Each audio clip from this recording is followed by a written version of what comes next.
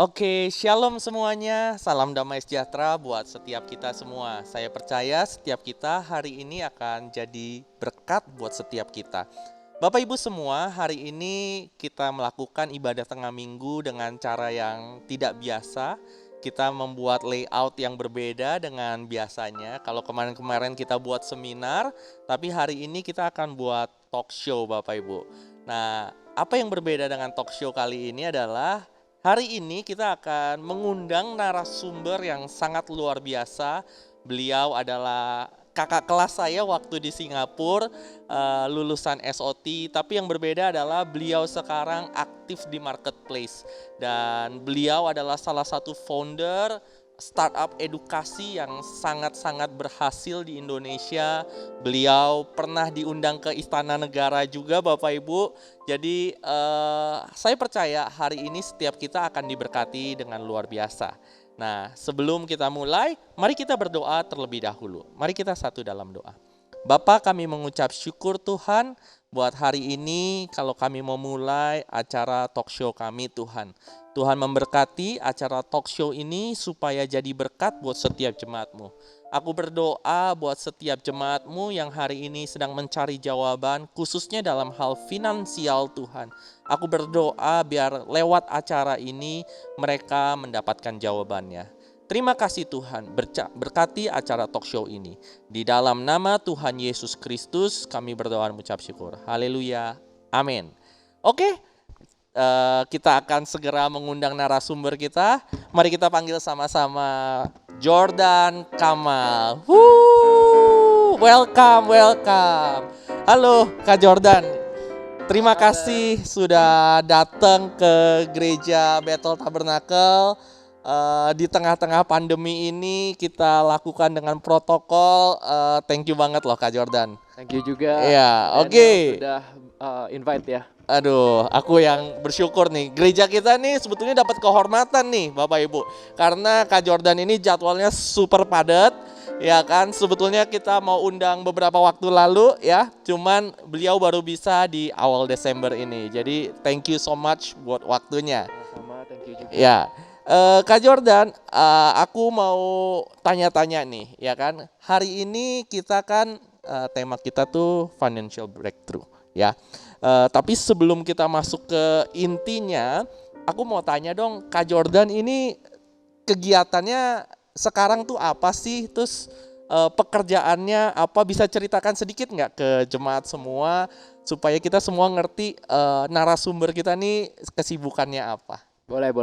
Jadi halo teman-teman, Bapak Ibu, Saudara juga. Nama saya Jordan Kamal. Saya lebih dikenal di Indonesia sebagai foundernya Mau Belajar Apa. Mau belajar apa? Yes, jadi Mau Belajar Apa itu apa? Banyak yang tanya. Kita tuh sebenarnya tuh kayak marketplace atau kayak Shopee-nya atau Tokopedia-nya. Belajarlah pelajaran. Jadi kalau teman-teman ingin belajar musik, mau belajar masak, belajar Oke. yoga, semuanya bisa di sana di Oke. maubelajarapa.com. Jadi kalau saya kegiatan tiap hari ya planning, desain, kerja, semuanya lah ya, manajemen dan lain-lain. Itu semuanya kalau CEO kayaknya semuanya chief of everything ya. Jadi harus semuanya dikerjain kayaknya. Ya. Chief of everything. Jadi founder dari Mau Belajar Apa. Nah, Mau Belajar Apa ini kayak Tokopedia-nya atau Shopee-nya dari edukasi, kelas-kelas. Ya. Oke, iya. Aku mau tanya dong Kak Jordan. Sekarang ini kan Mau Belajar Apa tuh udah punya followers di Instagram banyak sekali ya. Puji Sudah Tuhan. sangat berhasil dan sebagainya. Latar belakang Kak Jordan itu bikin Mau Belajar Apa tuh apa sih gitu? Latar belakang. Jadi sebenarnya itu adalah sebuah kebetulan. Jadi ketika sebelum saya bikin Mau Belajar Apa, saya adalah properti agen di Singapura. Oh, Jadi ketika papa meninggal waktu itu tahun 2012, saya sama adik bilang ya udahlah balik aja ke Indonesia ya waktu itu untuk temenin mama. Terus waktu itu adik adalah seorang guru di Singapura waktu itu. Nah ketika dia di sini dia bilang, saya mau ngajar dong kok. Ada gak situs website yang bisa aku pasang iklan gitu supaya ada murid gitu. Nah waktu itu ketika saya research nggak ada. Jadi waktu itu ya udahlah aku aja yang buat gitu kan. Jadi ketika aku buat, ya udah satu website namanya maubelajarapa.com. Tahu-taunya malah besar, seperti nggak sangka juga sih sebenarnya. Waktu itu kan Wow. cuman kayak hobi doang, itu juga seperti kayak part time aja ya. Oke. Tetapi pernah sih saya bilang sama Tuhan, Tuhan, jadi property agent itu kan duitnya banyak tuh sebenarnya. Jadi Betul, betul. income saya di Singapura tuh lumayan besar dan per bulannya tuh udah enak lah intinya. Nah kalau saya mulai lagi kan dari awal tuh waktu itu saya pikir, tetapi aku bilang sama Tuhan, Tuhan, somehow aku tahu ya di hati aku jadi property agent itu nggak selamanya. Somehow I know gitu kan. I pray that you will give me vision yang baru, yang bisa membuat sebuah perusahaan bukan cuman hanya make money, tetapi bisa jadi berkat di Indonesia. Jadi aku ingat aku doa itu tahun 2013 malam waktu itu, tanggal 31 Desember, all and new. Aku bilang aku pengen ada new vision. Tahun 2014 onwards aku pengen live my life as lebih impactful lah. Tahu-taunya adik suggest itu, akhirnya aku ya udahlah ini jalanin aja. Aku nggak kepikiran bahwa Tuhan akan menjawab doa itu lewat mau belajar apa sebenarnya. Mau belajar apa? Wah, keren banget nih. Tapi ada nyambung sama background edukasi dari Kak Jordan nggak? Apa Kak Jordan nih ngambil jurusan edukasi atau jurusan sesuatu yang berbau pendidikan, atau ada hubungannya nggak dengan backgroundnya? Sebenarnya ada sama enggak ya. Jadi pas awal mulai itu aku backgroundnya IT. IT. Jadi untuk membuat situs website, membuat teknologi itu udah kayak gampang buat aku, ya kan? Karena aku udah belasan tahun di bidang IT juga waktu itu.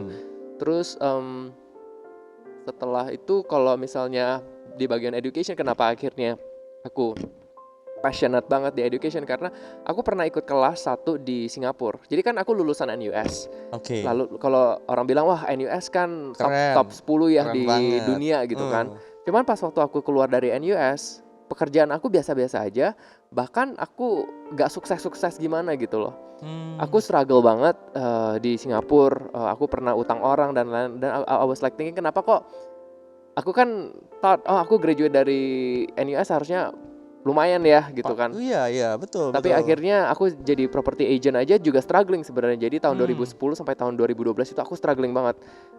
Akhirnya pas tahun 2012 ada partner aku, teman aku juga, dan salah group leader aku juga kebetulan dia bilang, Jor, kamu gak mau ikut kelas ini nih, ada kelas digital marketing nih yang ajarin agent-agent bagaimana jualan. Aku ikut, lebih ke dia ikut, terus dia kasih bukunya, terus aku lihat, wow, ternyata kelas digital marketing bisa mengubah mindset ya. Nah ketika dia ajarin dan lain-lain, aku bikin websitenya sesuai dengan digital marketing gurunya.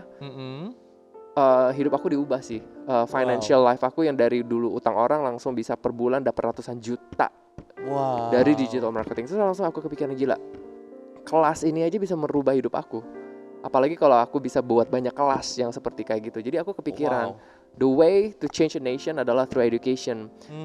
The way to change a life, untuk mengubah satu kehidupan seseorang itu bisa melewatin kelas, ya kan? Seperti kayak gini contoh, kita datang gereja tiap minggu, kan kita dengar tuh khotbah, kan itu seperti kelas sebenarnya. Exactly. Ya kan? Jadi aku punya sebuah keinginan untuk ya udah aku pengen bikin sebanyak kelas yang bisa membuat impact di Indonesia. Jadi latar belakangnya aku sebenarnya bukan education, tapi karena aku pernah diubah hidup aku lewat kelas ya, yang bukan edukasinya formal di sekolah, tetapi di luar sekolah. Aku langsung kepikiran, wow, powerful banget dengan punya kelas-kelas yang di luar sekolah. Wah, luar biasa banget tuh. Buat jemaat Tuhan, jangan males ke gereja ya, karena lewat gereja, lewat pertemuan-pertemuan seperti itu hidup kita bisa diubahkan ya. Kalau kelas yang sekuler aja bisa mengubahkan, apalagi kelas-kelas yang rohani. Saya percaya lewat talk show ini juga pasti banyak orang yang akan diubahkan. Amin. Ya, oke. Menarik tuh yang Kak Jordan ceritain tuh ya. Lewat sebuah meeting kelas online seperti itu, lalu Kak Jordan yang tadinya hutang, terjebak hidup dalam struggle, lalu bisa diubahkan. Nah aku mau tanya dong nih, setelah sukses seperti itu nih Kak Jordan ya, setelah sukses seperti sekarang, Kak Jordan bisa sebutin gak? Kan pasti ketika di properti sudah berhasil, lalu di sini tuh mulai dari nol tuh. Lalu mulai dari nol bisa sampai dipanggil ke Istana Negara tuh perjalanannya kayak gimana sih Kak Jordan? Struggle-nya seperti apa? Pasti kan nggak akan mulus-mulus juga gitu ya. Mungkin Kak Jordan bisa cerita sama jemaat lowest point-nya dari Kak Jordan dan akhirnya bisa bounce back. Sebenarnya kalau untuk keberhasilan ya menurut saya sampai sekarang juga nggak berhasil banget, tapi Merendah di atas untuk gunung banget. nih. Karena kalau mau ngomong kayak gini ya, kalau mau ngomongin tentang keberhasilan di sisi keuangan, jauh banget. Di Singapura, property agent masih jauh dengan apa yang saya dapatkan even until today. Tapi kalau mau ngomongin keberhasilan secara personal Impact. development, aku merasa aku lebih berhasil sekarang daripada pas aku di property agent. Pas aku jadi agen properti, aku bisa dapat ratusan juta per bulan. Di sini biarpun aku cuma dapat jutaan atau puluhan juta, belasan juta ya, aku merasa bahwa oh beda banget. Kalau di property agent itu kan sales ya, jadi aku ketemu orang, close deal, dan kalau di sini aku membangun tim, aku membangun platform, terus punya tim yang di bawah aku, misalnya 30-an orang, 40-an orang, itu kan susah untuk memanage. Aku belajar banyak banget cara memanage, bagaimana cara bagaimana cara mengatasi emosi dan lain-lain. Wah, itu banyak banget yang berbeda kan. So, menurut aku aku telah menjadi dewasa sih membangun mau belajar apa ini karena telah melewatin progress. So kalau pertanyaannya bagaimana caranya untuk bounce back, sebenarnya lowest point in my life itu bahkan sebelum aku sukses di properti. Mau lowest point itu tahun 2012 juga ketika papa meninggal. Jadi ketika papa meninggal bulan 1, bulan 2 paman meninggal, papa punya kakak meninggal, ketabrak truk waktu itu. Terus bulan ketiga kakek dari papa juga meninggal. So dalam buat aku tahun 2012 itu adalah tahun yang benar-benar death year. Jadi aku benar-benar fall into depression, trauma, sampai aku juga kayak isolate sendiri. Jadi aku memang sebelum kayak COVID aja aku udah di rumah udah berapa bulan gitu, nggak pengen keluar, males keluar, nggak ada mood untuk kerja. Everything was so down there tahun 2012 waktu itu. So aku bounce back lagi tuh karena aku ada spiritual journey sama Tuhan. Karena waktu aku pengen mati terus kan, aku bilang sama Tuhan, Tuhan mungkin waktunya aku untuk mati nih sekarang nih. Karena kan papa terus ini aku bilang nextnya aku mungkin gitu kan.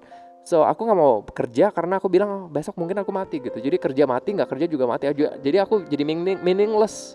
Jadi kayak udah nggak dapet udah nggak, hidup itu udah nggak ada artinya buat aku gitu. So akhirnya saya gak ngapa-ngapain, tapi waktu itu Tuhan baik banget sih ya. I think banyak orang juga doain aku ya kan. Akhirnya punya sebuah spiritual journey yang supernatural ya. Jadi aku lihat arwah papa balik lagi sebenarnya. I thought it's just my imagination, aku kira ilusi ya. Halusinasi. Iya, ternyata mama juga lihat. Jadi I was like, mama juga lihat. Jadi aku tanya Tuhan, artinya apa sih Tuhan? Bukannya orang udah meninggal udah di sana gitu loh, kenapa nggak balik lagi? Apakah papa punya arwah gentayangan? Kan aku takut banget waktu itu. Jadi tambah stres lagi, tambah kayak blame Tuhan sih. But karena kejadian itu, aku ke Singapura waktu itu. Dari Indonesia aku ke Singapura, aku bilang sama mama, I'm not well anymore, aku harus ketemu pastor, aku harus didoain, aku harus counseling. Tapi pas ke sana malah juga kayak biasa-biasa aja. Tapi untung waktu itu ada pastor Dr. Cho Yonggi. Dari Korea, pas waktu itu dia datang. Kebetulan juga pas hari Minggu ya. Biasanya aku pergi ke gereja hari Sabtu, tapi waktu itu nggak tahu, somehow aku perginya ke hari Minggu. Pas dia khotbah, dalam hati aku ini kayaknya Tuhan ada ribuan orang kan di City Harvest waktu itu. Dia kayaknya khotbahnya Pastor Choi Yonggi kayaknya cuma buat aku, karena dia bahasnya tentang kekekalan. Dia bahas tentang kematian, kekekalan. Dia bilang kenapa Tuhan Yesus membawa 3 murid kesayangannya ke gunung The Transfiguration, ketemu Elia sama Musa yang sudah meninggal. Kenapa arwah mereka dikeliatin lagi? Wah, aku nangis sih. Aku langsung nangis. Ternyata bukannya rohnya gentayangan, tapi memang sengaja. Terus Dr. Cho bilang karena Tuhan Yesus mau murid-muridnya ini tahu bahwa ada kehidupan lagi, kekekalan, ada kehidupan kekalan gitu loh. Dari kematian ini gitu kan, Tuhan Yesus bakal disalib dan akan itu kan bangkit lagi. Nah, dia memang mau prepare itu. Terus aku nangis sih, aku langsung tahu karena aku terlalu grief ya. Aku waktu itu grief banget kan, sakit banget, papa meninggal. Tapi Tuhan Berduka langsung cita sekali ya. tapi Tuhan dia kasih, Roh Kudus langsung kasih tahu, papa kamu udah di sini. Makanya aku kirim papa supaya kamu tahu papa oke gitu loh. Wah, aku nangis waktu itu. Terus sebelum tutup di khotbah itu, Dr. Cho Yonggi bilang, mungkin di sini ada orang yang pengen mati, nggak tahu hidupnya mau ngapain. Tetapi aku kasih tahu kamu punya purpose ya. Hidup purpose itu apa? Purpose kamu adalah untuk mempersiapkan kamu sendiri untuk hidup kekal dan untuk mempersiapkan orang lain untuk hidup kekal. Sejak pas dia ngomong itu, Roh Kudus langsung buka pikiran aku. Dia ngomong kayak gini, kalau pas papa di dunia ini, kamu tidak mempersiapkan papa. Karena papa terima Tuhan juga pas aku yang bawa ke gereja, aku doain, aku Bible study every day sama papa. Dia bilang kalau aku nggak mempersiapkan papa, mungkin papa nggak ada di sini. Wah, aku nangis. Terus dia bilang, makanya sekarang kamu punya purpose adalah untuk menyiapkan diri kamu sendiri untuk eternity dan juga untuk hidup orang lain untuk eternity. Wah, sejak waktu itu aku rilis banget. Aku langsung bilang, oke Tuhan, ayo kerja. I'm back to normal. Aku bilang sama gitu kan. Terus Tuhan bilang, tapi aku bilang sama Tuhan, ayo kerja. Tetapi aku nggak tahu mau kerja apa. Tetapi ada suara lagi, Roh Kudus bilang, kamu tulis saja business proposal kamu di kertas. Kamu doain. Nanti aku lihat dari sana, aku approve. So I remember I was like writing down. Jadi aku balik ke Indonesia, aku nggak ngapa-ngapain. Aku cuma tulis saja business proposal dan lain-lain. Dan aku bilang aku pengen bikin sekolah, aku pengen bikin seminar. Tetapi yang terjadi bukan bikin seminarnya, malah properti aku yang dapat duitnya banyak banget. So makanya aku udah kayak ngerti ya cara Tuhan bahwa dalam satu hari loh, Tuhan yang aku aku benar-benar utang orang ya. Dalam satu hari Tuhan switch jadi duitnya banyak, closing deal terus tiap minggu, tiap bulan. And it never happen. Aku nggak pernah experience ya that kind of miracle. So bulan itu setelah aku udah dipulihkan, itu tiap kali revenue just come in, sales masuk. Tahun 2013 aku langsung bilang, aduh Tuhan, kok kayaknya ini bukan yang maksud Tuhan untuk mempersiapkan aku untuk eternity ya. There's something more gitu. Makanya akhirnya aku decide properti bukan, tetapi aku tahu Tuhan mempersiapkan aku lewat duitnya ya. Untuk membangun mau belajar apa lewat properti. Dari knowledge lewat properti. Jadi pas aku bangun mau belajar apa, susah gak? Susah gampang karena nomor satu duitnya udah ada waktu itu. Nah, yang susahnya itu pas tahun ketiga duitnya udah habis. Tetapi karena kejadian yang tahun 2012, jadi aku udah nggak takut. Aku sama sekali udah nggak pernah takut yang namanya duit habis. Kenapa? Aku pikir kalau tahun 2012 Tuhan bisa memberkati aku dengan segitunya dalam satu hari, apa sih yang Tuhan gak bisa buat kalau memang mau belajar apa ini adalah kehendak Tuhan gitu loh. So dalam 3 tahun itu struggle, tetapi I never worry, never, gak pernah kayak stress, gimana ya nanti gimana, gak pernah. Even until today, pas tahun ini kan lumayan struggling awal-awalnya pas belum masuk ke pemerintah ya kita ya, kerjaan kita. Duitnya, kita kan dari tim 10 orang harus grow ke 30-40 orang, terus duitnya belum cair, belum ada duit. Aku juga tenang aja gitu loh, kayak tenang, I know God will provide. Terus akhirnya Tuhan benar-benar provide. Dan when we are here today, aku ngerti cara kerjanya Tuhan. Ternyata it's not about focusing on the money ya, bukan duitnya yang kita fokus, tetapi the heart and the goal of wajahnya Tuhan yang kita lihat, dan everything else will flow. Wow, luar biasa. Tepuk tangan buat Tuhan.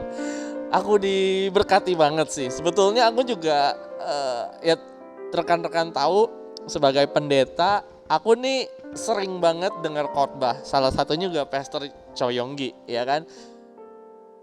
Kalau dengar kesaksiannya Jordan nih, kayaknya itu topik yang sangat jarang dibahas oleh Pastor Cho Yonggi ya. Makanya kalau Pastor Cho Yonggi, dia biasanya hari Sabtu dia bahas faith, dan banyak orang bilang bagus banget. Aku bilang I don't need faith kan.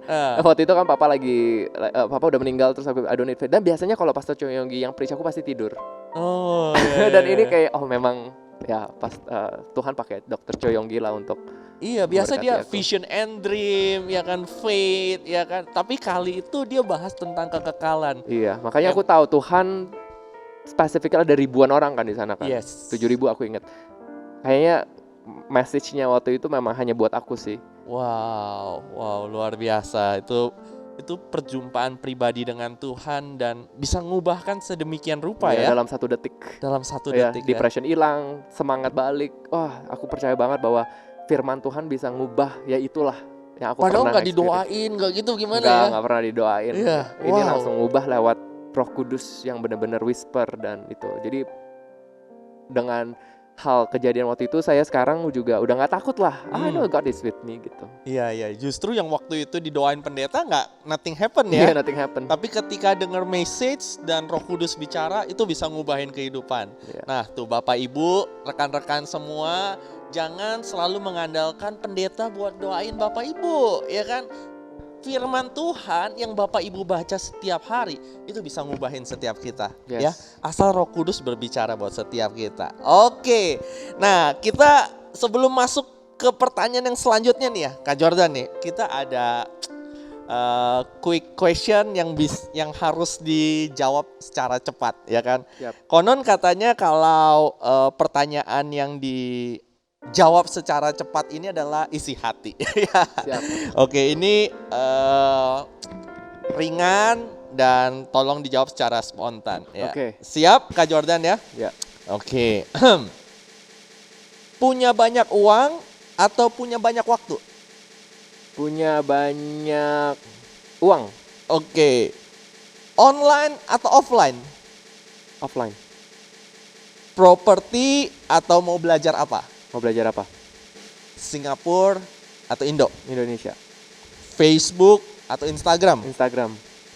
Rajin atau smart? Smart. Oke. Family atau dream? Family. Oke. Bahagia dulu atau kaya dulu? Bahagia dulu. Oke. Uang atau kesehatan? Kesehatan. Ini yang terakhir ya. Han Ji Pyong atau Nam Dosan? Han Ji Pyong. Wah. Ternyata update juga ya. Han Ji Pyong nih ya. Siap. Oke. Ini yang menarik nih ya. Ternyata Kak Jordan sempat milih punya banyak uang dulu daripada punya banyak waktu. Why? Why? Gitu. Aku pernah di sisi aku pernah di sisi di mana aku banyak waktu nggak punya uang. Jadi I know the struggle. Salah satu contoh, ada saudara yang perlu uang, perlu bantuan. I cannot do anything gitu loh. Oke. So I think money, kalau udah ada duit bisa kita langsung kasih, langsung help. I think it's easier gitu. A lot of opportunity yang bisa pakai duit bisa. Tapi kalau waktu, ini mau sampai kapan gitu kan? I've been there. So I think kalau disuruh pilih, of course I want money, lebih cepet lah intinya. Yes. Sebetulnya kalau kayak gitu, dengan punya mindset seperti itu nih Kak Jordan nih, kita sebagai orang Kristen tuh kadang-kadang punya struggle yang ngerasa kalau kita mau uang, kita nih salah di hadapan Tuhan nih. Itu menurut Kak Jordan bagaimana tuh? Kenapa salah ya? Kadang-kadang, kamu nih greedy gitu, kamu nih rakus, kamu ini tamak, kamu tidak mendahulukan Tuhan. Kok kamu carinya uang sih? Bukan cari apa yang lain yang lebih bermakna. Why? Oke, nomor satu kayaknya teologinya salah. Oke.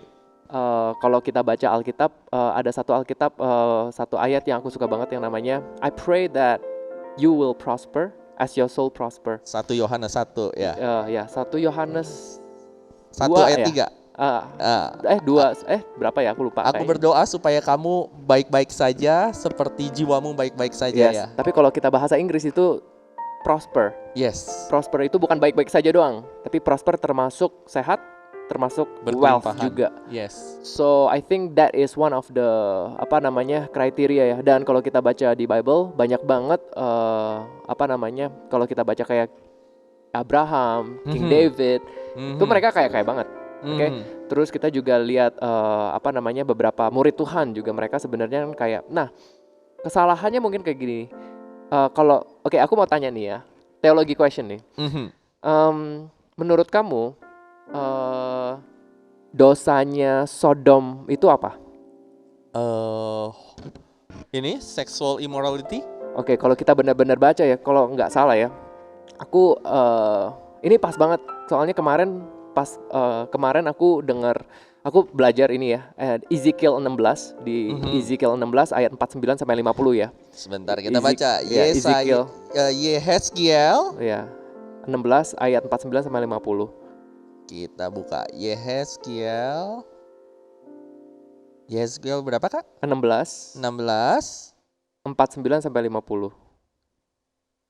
Oke, 49 sampai 60. Ya, coba baca deh bahasa Indonesia karena aku punya bahasa Inggris kan. Oke. Lihat, inilah kesalahan Sodom, kakakmu yang termuda itu. Kecongkakan, makanan yang berlimpah-limpah dan kesenangan hidup ada padanya dan pada anak-anak perempuan. Tetapi ia tidak menolong orang-orang sengsara dan miskin. Lihat gak? Oh iya. Banyak banget ya orang kepikiran bahwa Sodom itu kesalahannya, dosanya itu sexual sin, right? Yes. Tetapi Tuhan yang bilang ini adalah dosanya Sodom. Dia bilang apa? Arrogant, sombong. Yes. Overfed, makan kebanyakan. Nah itu kan greedy, itu nggak boleh. Sama unconcerned. Nah ketika dia bilang tentang arrogant, overfed itu kebanyakan waktu. Mereka kebanyakan duit, kebanyakan waktu. Terus mereka dia bilang apa? Unconcerned. They did not help the poor and the needy. Oke. Ketika mereka udah kebanyakan duit, kebanyakan waktu, mereka nggak ada charity ya. Udah nggak ada charitable heart. Mereka udah nggak ada compassion. Ya, nggak ada kepedulian lagi. Yes, karena kalau seorang sudah banyak tidak punya kepedulian, akhirnya apa yang terjadi? Kepikirannya mereka maunya lebih berantakan. Jadi akhirnya mereka fall into sexual sin lah, inilah itulah. Jadi jaga hatinya tuh apa? Jaga hatinya itu bukan karena kebanyakan duit, tetapi kebanyakan waktu sebenarnya. Oke. Ya kan, makanya pas diminta pilih waktu atau uang, aku pilih uang. Yes. Dan juga of course lah, bukannya hanya ngomongin tentang banyak uang doang, tetapi uang itu dibuat apa? Punya integrity Karena juga. kalau Sodom itu dia uangnya buat apa? Buat sendiri. Bahkan Tuhan bilang, kamu lupa untuk care for the poor. Yes. Nah, makanya harus jaga hati. Kalau ditanyain ya, is it wrong to have money? No, it's wrong. But the way you earn money, the way you use the money, nah bagaimana itu? Oke. Ya kan? So harus hati-hati sih ketika kita ngomong finance dan lain. So makanya aku bilang sama Tuhan, bahkan even beberapa hari ini kita doakan. Aku doa personally juga. Aku bilang, Tuhan terima kasih banget aku ada di posisi sini. Tetapi juga jangan sampai aku jatuh karena kebanyakan duit sampai kita nggak bisa manage dan kita lupa yang namanya resource-nya tuh sebenarnya kamu. Jadi salahnya itu kita nggak boleh fokus duitnya, tetapi kita fokus siapa givernya, ya kan? Tadi kamu cerita tentang bagaimana cara gereja ini dibangun. Ya. I feel it too. Kalau memang itu waktunya Tuhan untuk memberkatin kamu dengan banyak duit, itu duit bukan untuk kita.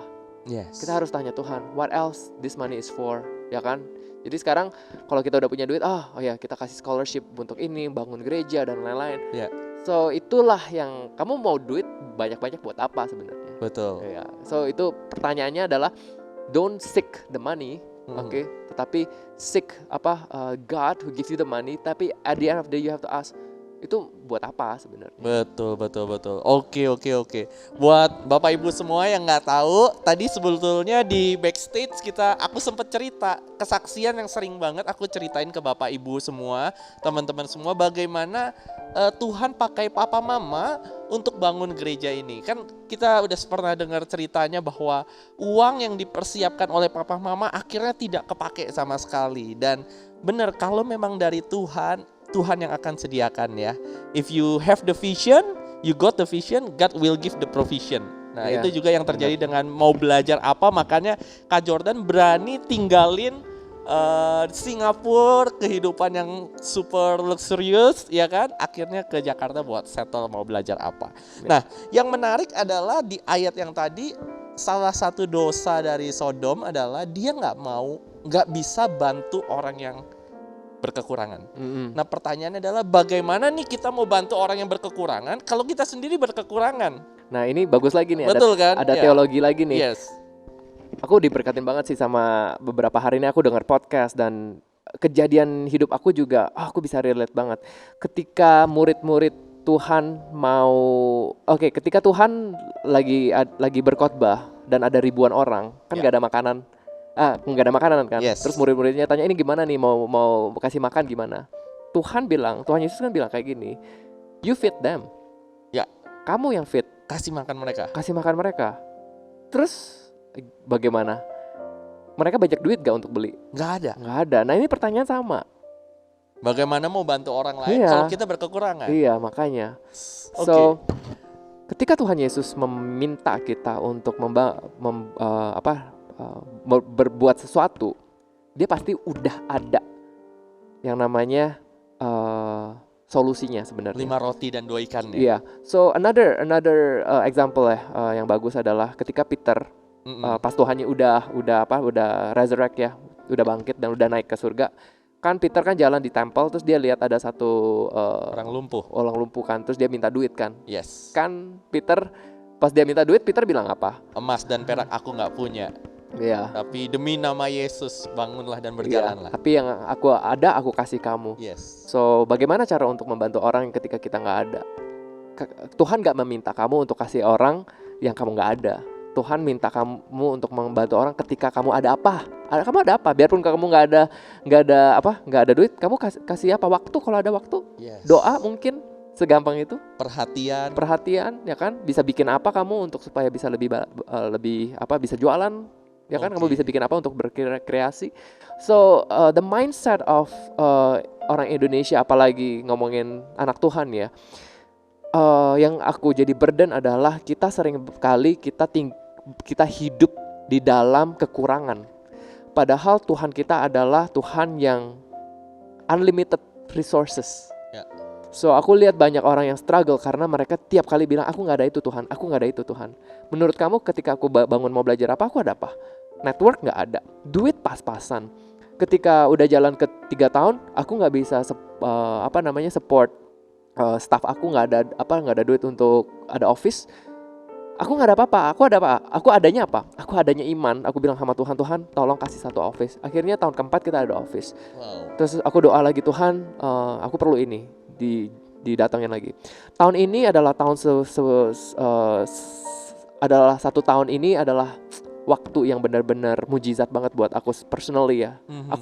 Aku nggak pernah nangis sebanyak tahun ini ya, kecuali kayak papa lah tahun 2012 ya nangis beberapa kali, tapi ini tahun yang aku nangisnya banyak ketika aku berdoa.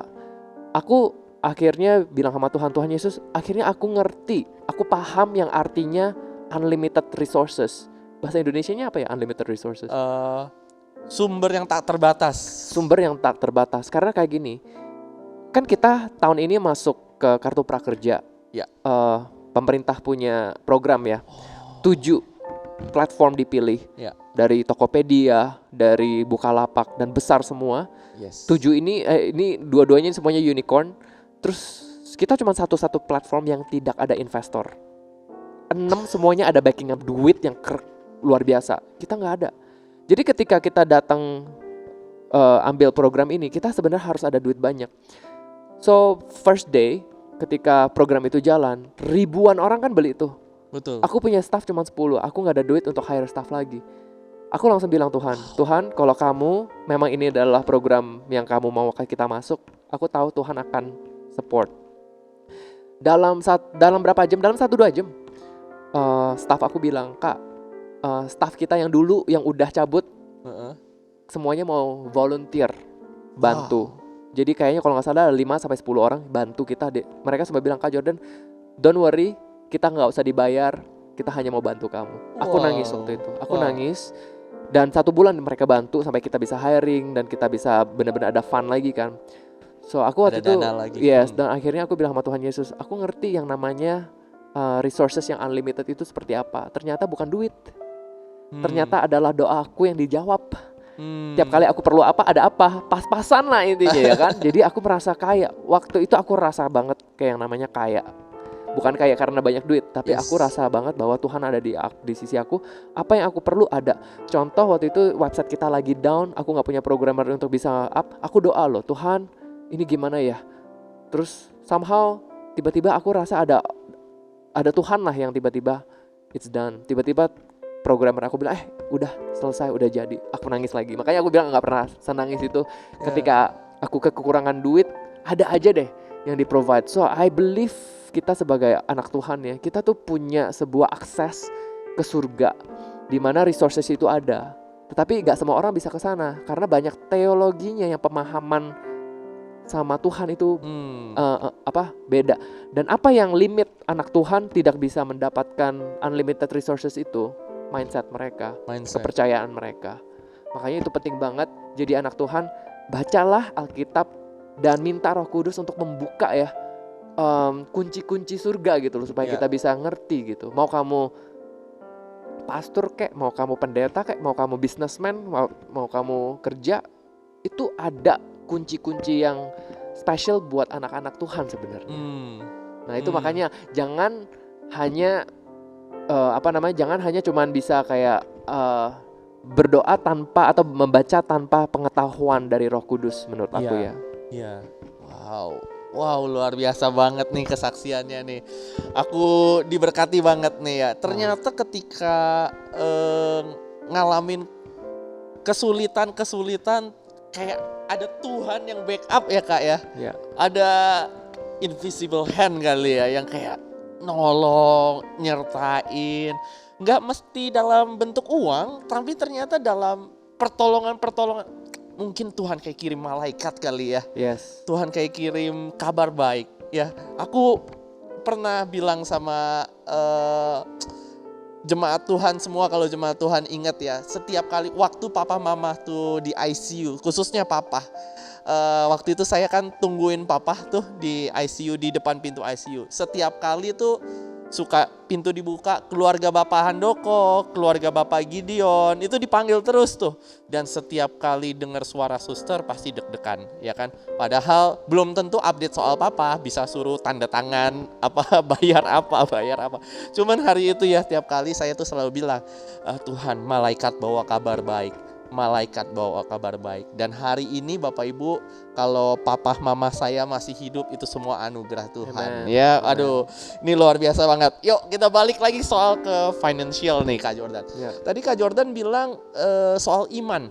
Ya, Kak Jordan saat kartu prakerja itu salah satu jadi vendor, kan yang lain unicorn tuh punya angel investornya masing-masing. Sedangkan Kak Jordan tuh sendirian, ya kan. Dan Kak Jordan cuman ngandelin iman gitu. Bisa nggak sih describe kalau if we want to imitate kayak Kak Jordan, supaya kita tuh bisa overcome, bisa menang dalam setiap persoalan kita, khususnya dalam keuangan, tuh caranya gimana sih Kak?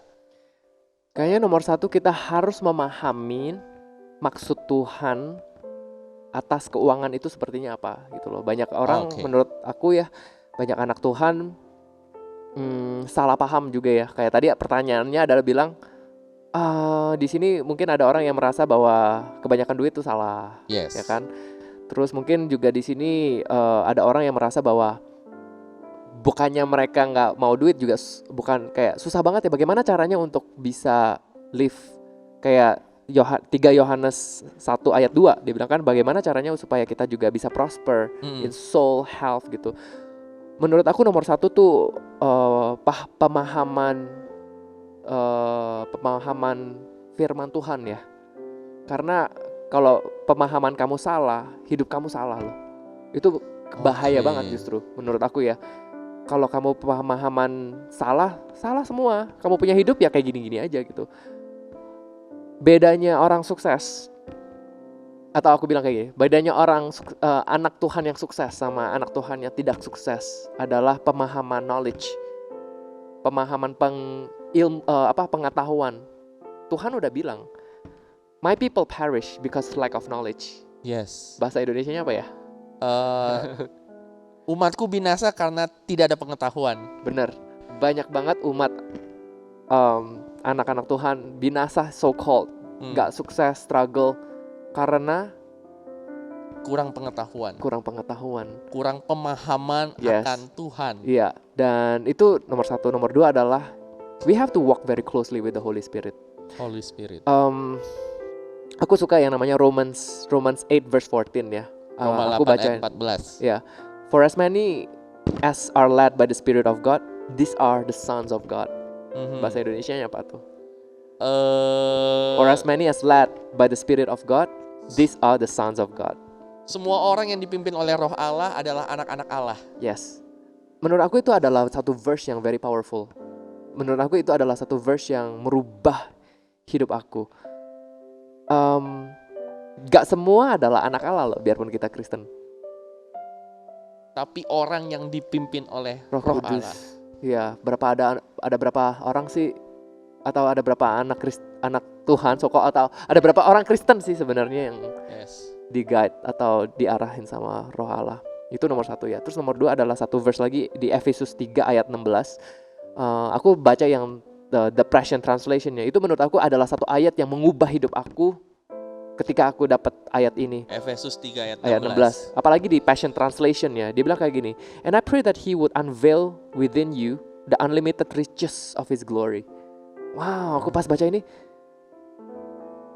Paulus lagi doa, dia doain semoga kita sebagai anak-anak Tuhan tahu bahwa kita punya mata dibuka, bahwa kita tuh di dalam ada unlimited riches, kekayaan yang tak terbatas, glory. Terus dia bilang kayak gini, and favor until supernatural strength floods in your innermost being with his divine might and explosive power. Wow. Wah, aku bilang wah, kenapa aku udah puluhan tahun jadi Kristen gak tahu ya? Baru tahu nih ya. Coba kita baca nih bahasa Indonesia nih. Efesus 3 ayat 16. Efesus 3 ayat 16. Oke. Ini luar biasa nih ya Bapak Ibu ya. Saya diberkati banget nih.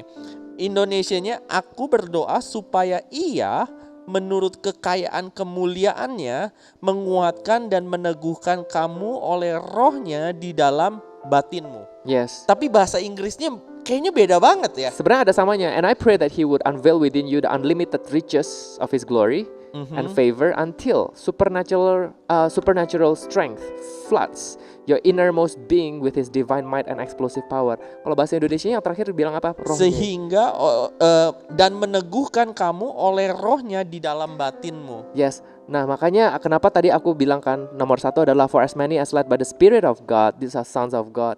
Kita sering banget gak paham bahwa roh Allah itu sangat powerful dan supernatural strength. Yes. Kan ada tuh ayat yang dibilang bahwa the same spirit that resurrect Christ ada di dalam kita. Ya. Bahasa Indonesianya apa tuh? Roh yang sama ada di Kristus. Bukan, roh yang membangkitkan. Yang membangkitkan Kristus itu ada di dalam kita. Iya, justru roh itu adalah power. Yes. Roh Kudus adalah power, supernatural, flood, explosive power. Ya. Itu ada di kita.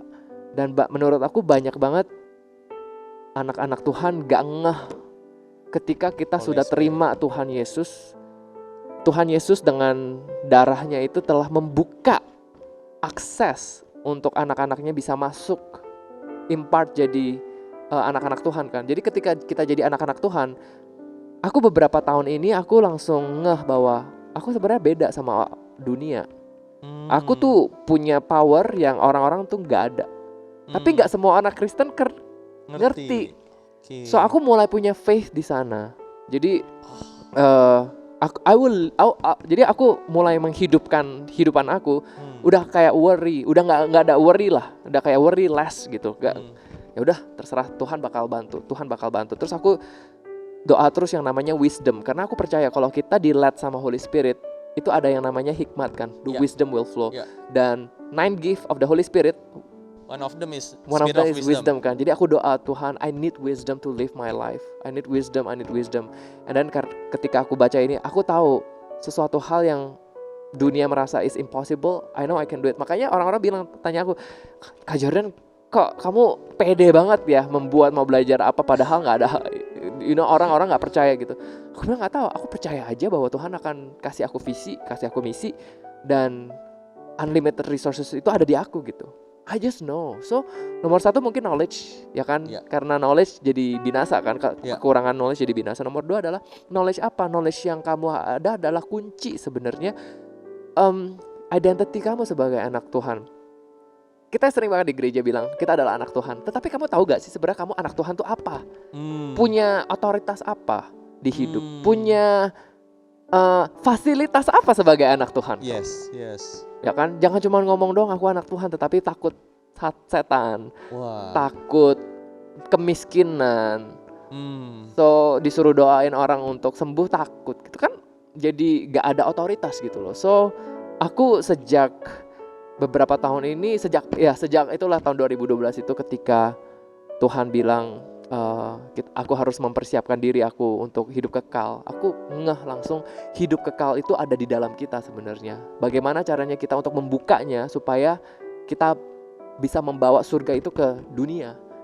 So that's how I think bagaimana caranya orang bisa bisa bangun lagi, bisa sukses itu harus dekat sama Roh Kudus. Roh Kudus ya. Wow, ini luar biasa sih. Aku tuh pernah datang ke ibadahnya City Harvest, Kak. Waktu itu yang khotbah adalah istrinya Pastor Yonggi Cho. Waktu itu dia ditanya satu pertanyaan sama wartawan dan ditanya, kalau ditanya satu kunci, satu kata, apa yang membuat kamu bisa berhasil menjalankan gereja ini? Lalu istrinya Pastor Yonggi Cho ini cuman bilang Holy Spirit.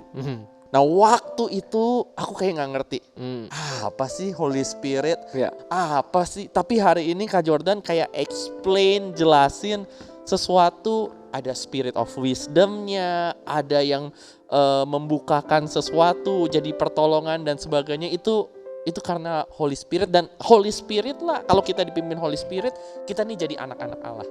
Betul ya Kak Jordan ya? Wah tuh pentingnya buat bergaul dengan Holy Spirit, dengan Roh Kudus. Ya luar biasa banget nih Kak Jordan. Aku kayaknya tuh diberkati banget. Tapi kita mau masuk pertanyaan-pertanyaan yang lebih dalam lagi nih ya Kak Jordan ya. Siap. Oke. Nah Kak Jordan tadi kan bilang led by Holy Spirit, dipimpin oleh Roh Tuhan, ya kan? Selama Kak Jordan menghidupi kehidupan ini, kita seringkali dihadapkan dengan sebuah prinsip yang namanya perpuluhan, ya, tithing, bahasa Inggrisnya. Kak Jordan, menurut Kak Jordan, tithing tuh penting nggak sih, perpuluhan? Menurut aku itu bukan penting atau nggak penting lagi, itu kayaknya udah jadi hidup aku sih ya. Oke, fundamental banget. Yes, it's fundamental. Justru aku percaya banget sama perpuluhan, apalagi aku kan grow up di gereja City Harvest. Of course banyak banget isu-isu yang, apalagi dulu orang tua aku bilang, wah kamu mah semua duit masuk ke gereja, semua masuk ke gereja, ya kan? Tetapi aku percaya bahwa sebenarnya bukan hanya ke gereja aja yang aku masukin, tetapi lebih ke simbol aku ke Allah, ke Tuhan gitu. Bahwa I tell you bahwa 10% ini bukan milik aku. Ini kan kalau di Bible kan tulis bahwa 10% itu memang bukan kita punya, itu milik Tuhan. Jadi memang kita harus balikin kan. So itu ketika udah ditanam di mindset aku, menurut aku justru kalau nggak kasih perpuluhan aku kayak, aduh gimana ya, kok ya no it's wrong gitu loh. Karena itu udah menurut aku sacred banget. Itu adalah sebuah buah, kan itu buah sakral ya. Ya sakral banget gitu ya. You cannot touch. Dan aku respect dengan firman Tuhan itu bahwa this is yours gitu. So aku nggak pernah lah yang namanya kayak nggak pernah. Aku sampai sekarang I always believe in tithing and it has proven the berkat yang aku dapat, protection yang aku dapat, bukannya aku beli ya, tetapi dengan hati yang aku kasih ke Tuhan, akhirnya aku lihat berkatnya yang mengalir di hidup aku sih. Amin. Jadi even though kita lagi struggle juga, jangan khawatir buat kita lakuin perpuluhan ya. Ya, jadi aku tuh simple banget. Aku bilang sama Tuhan, kalau aku nggak ada, aku nggak kasih.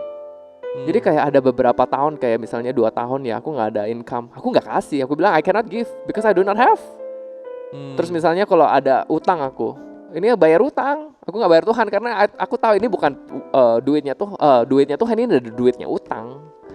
So I'll pay debt until I say God, sampai aku nggak ada debt, I'll pay you. Of course kalau kamu dapat duit ya jangan spend dong, harus bayar utang dulu kan. So atau misalnya kayak gini, misalnya ada 1 juta ya, terus 500.000 untuk bayar utang, terus masih ada 500.000 kan, nah 50.000 bayar perpuluhan. Karena gitu. itu yang kita nikmati.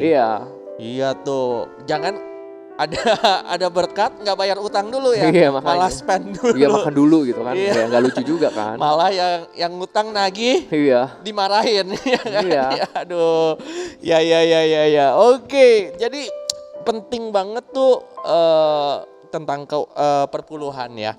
Aku mau tanya nih, tadi kan Kak Jordan sudah cerita ayat-ayat favorit Kak Jordan.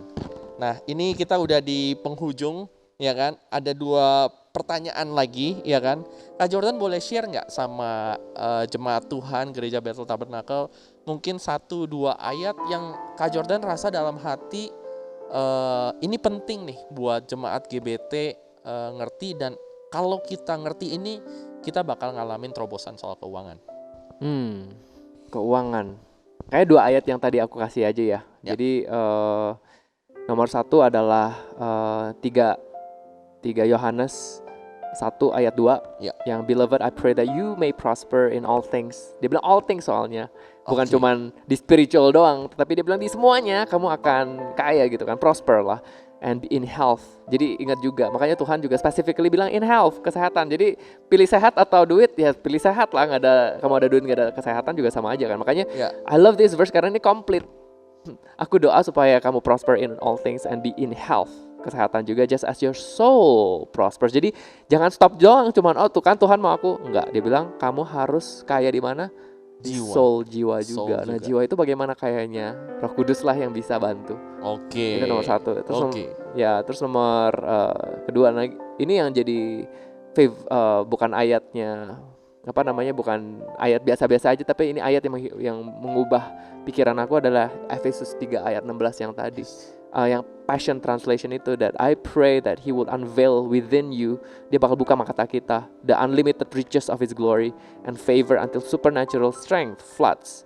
Sampai banjir loh, dia bilang supernatural strength kita, your innermost being with His divine might and explosive power. So itu yang mengubah hidup aku, langsung kayak kepikiran bahwa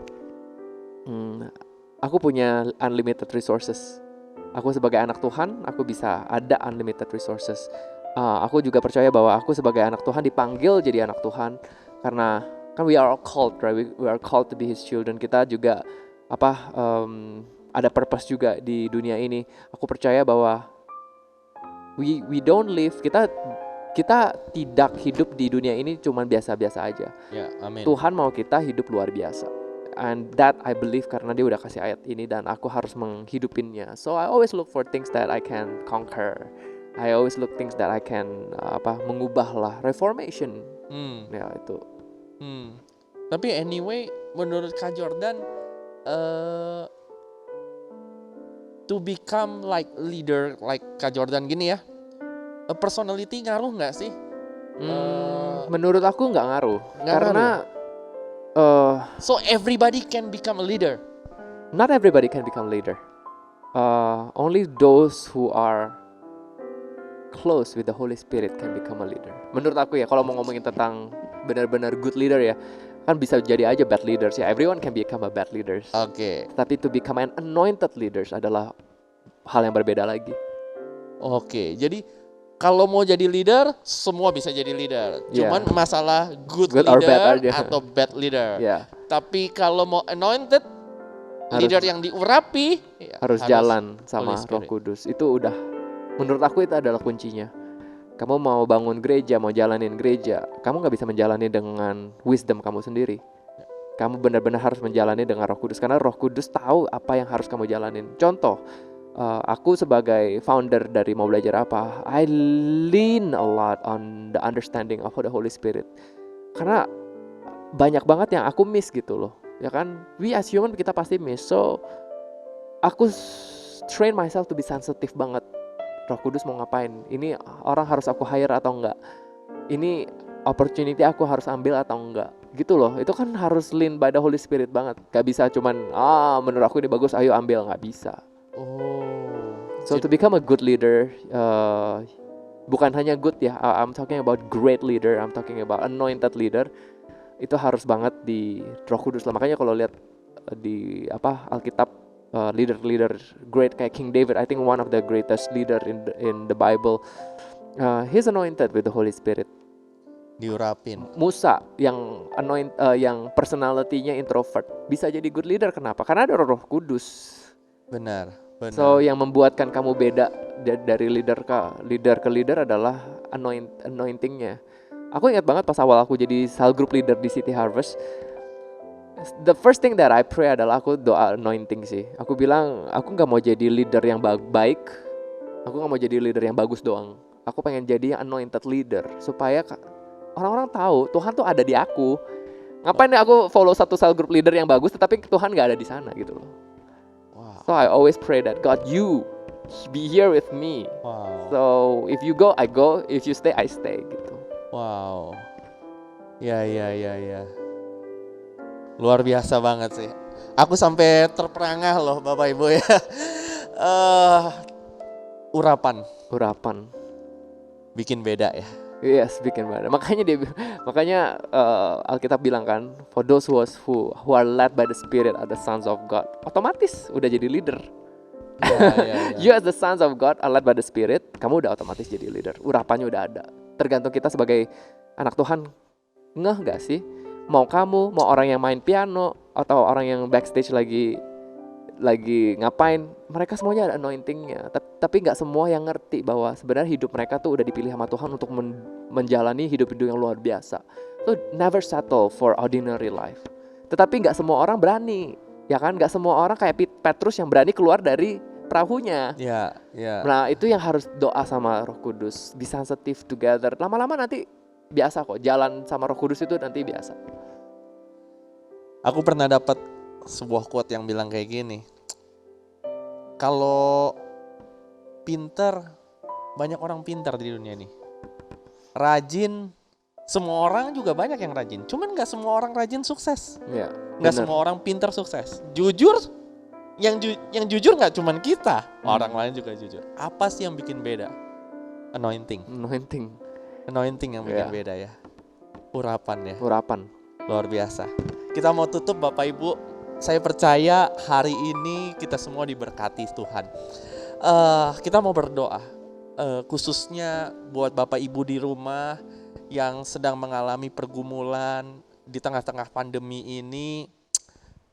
Mungkin Bapak Ibu ngerasa kayaknya aku udah coba banyak cara, aku udah coba A, B, C, bahkan mungkin pekerjaan juga gaji dipotong, ya kan? Gak cuman 10%, 20%, bisa 50%. Bersyukur gak di lay off, tapi ada pengurangan.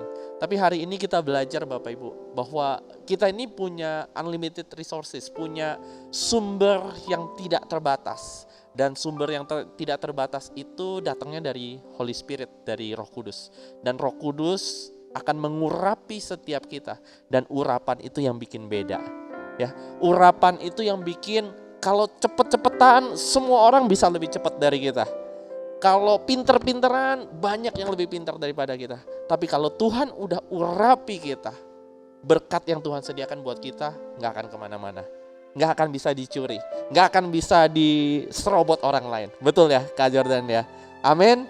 Mari kita mau sama-sama berdoa. Yuk mungkin Kak Jordan boleh tumpang tangan. Kak Jordan berdoa buat jemaat Tuhan. Dan abis itu aku akan tutup dalam doa. Dear Heavenly Father, Lord, thank you so much. Terima kasih Tuhan untuk kesempatan ini untuk bisa berbagi Tuhan, perjalanan hidup aku, bagaimana Engkau telah membuka mata aku Tuhan di jalanan ini, dan saya bisa berbagi. Saya doa Tuhan bahwa orang-orang yang dengar ini Tuhan bukan hanya mendengar sebuah cerita, tetapi Roh Kudus, aku doa bahwa Engkaulah Roh Kudus yang membuka telinga mereka, membuka mata mereka untuk melihat hal yang Engkau sudah siapkan Tuhan Yes, untuk amin. hidup mereka. Amin. Mungkin di sini ada beberapa orang yang lagi bergumul, yang lagi merasa susah banget hidup ini. Tetapi Roh Kudus, I Holy believe that Spirit, your whisper Tuhan Your berbisik. whisper akan kasih mereka sebuah ide. Your whisper akan membuat mereka sebuah sukacita juga Tuhan, encouragement. Ya. And they will know what to do. Mereka akan tahu apa aja yang harus mereka lakukan. Amin. So Tuhan, aku doa once again, Roh Kudus, only you can open up the eyes of the blind. Only you, Lord, Ya can Tuhan, heal the Engkau hurt. yang mencelikan So mata Roh yang Kudus, buta. aku doa Tuhan, take over. In Jesus' name I pray. Amen. Bapa, kami bersyukur Tuhan pada malam hari ini Tuhan, kami boleh mendengar kesaksian yang luar biasa. Malam hari ini Tuhan, aku berdoa buat setiap jemaat-Mu Tuhan. Hari ini yang lemah dikuatkan, yang sakit disembuhkan, yang miskin diberikan kelimpahan Tuhan. Hari ini Tuhan, aku berdoa pengurapan Tuhan turun atas setiap kami Tuhan. Hari ini Tuhan, di penghujung tahun ini Tuhan, aku berdoa Tuhan, ubah hidup kami Tuhan. Engkau sanggup membalikan keadaan kami dalam sekejap mata Tuhan. Aku berdoa kalau Engkau bisa Tuhan mengubah hidup Jordan Tuhan, Engkau sanggup mengubah hidup kami Tuhan. Kalau Engkau sanggup mengubahkan hidup Jordan Tuhan, yang tadinya terbelit hutang, yang tadinya depresi, yang tadinya penuh dengan ketakutan, dalam sekejap mata Tuhan sanggup mengubahkan hidup kami. Kami percaya Tuhan, saat ini Tuhan, favor Tuhan, kemurahan Tuhan, anugerah Tuhan turun atas setiap kami. Kami berdoa buat anointing, buat urapan Tuhan. Kami percaya Tuhan, Engkau yang membuat kami lebih cepat daripada orang-orang lain. Engkau yang membuat kami lebih berhikmat daripada dunia ini Tuhan. Aku berdoa buat jemaat gereja Bethel Tabernakel Ora et Labora Tuhan. Pada malam ini Tuhan, pada hari ini Tuhan, ubah hidup kami Tuhan.